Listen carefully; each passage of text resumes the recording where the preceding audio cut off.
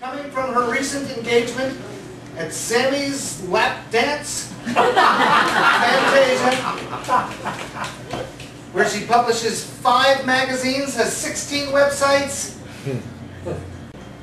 I present Janet Kuypers.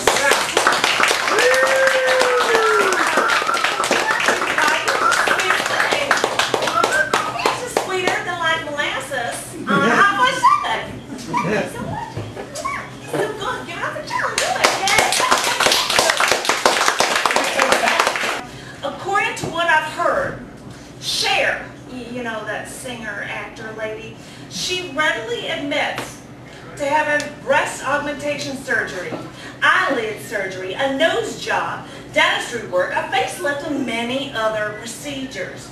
Now, the thing is, she readily, adamantly denies, and even had a surgeon attest to it in writing, she denies having any ribs removed.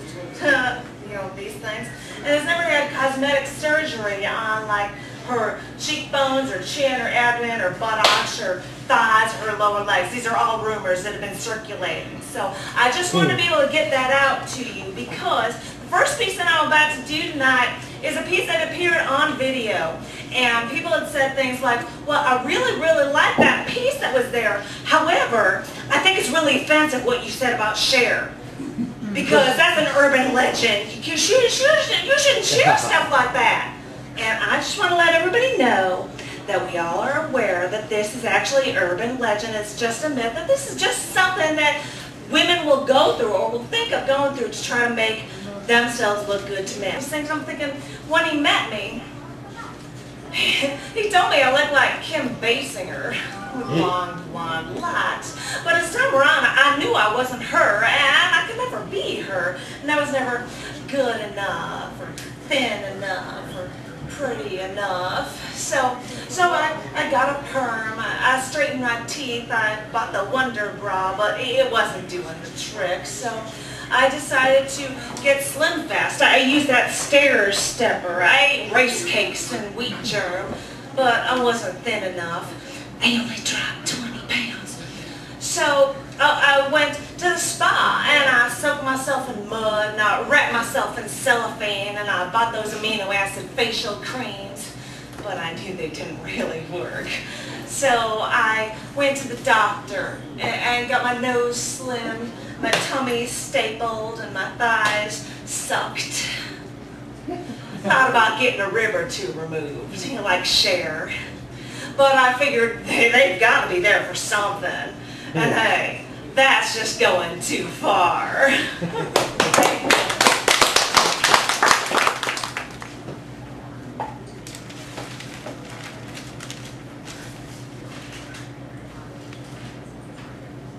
Did you pull out a can of sardines to have lunch? He said to me. So I got up from my chair, put down the financial pages, and walked into the kitchen. I knocked over some of the pages as I got up to leave, and I stepped on the pages as I walked over to the kitchen. I realized he hadn't been listening to a word I had said. He had to look for a job. I had told him that before. This apartment is too small, and we still can't afford it. I put in so many extra hours at work, and he still can't even help out at home.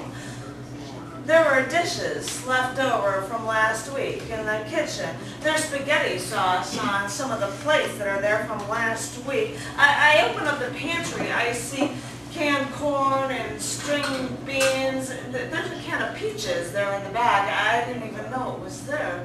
I found a can of sardines in the back of the shelf. I saw him across the apartment as I opened up my can. We have to do something about this place, I said to him. I can't even think in this place. I'm tired of living in a cubicle. He opened up the funny pages. Get used to it, honey. This is all we'll ever get. You think we deserve better? You think you deserve it? For some people, this is all they'll get. This is just the way life is. I looked at the can. I looked at the little creatures crammed into their little pattern. It almost looked like they were supposed to be that way, like they were created to be put in a can. The smell made me dizzy. I had to push the can away from me. I couldn't look at it any longer.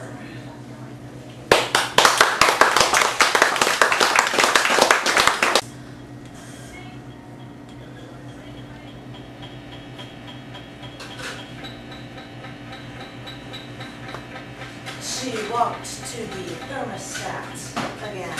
"It's hot in here," she said to him again, but the temperature still read a cool 68 degrees. He started complaining to her about something, like he did before, like he'd do again.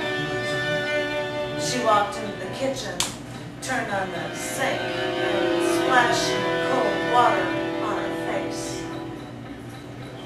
Could you get some sardines while you're in there? He said to her.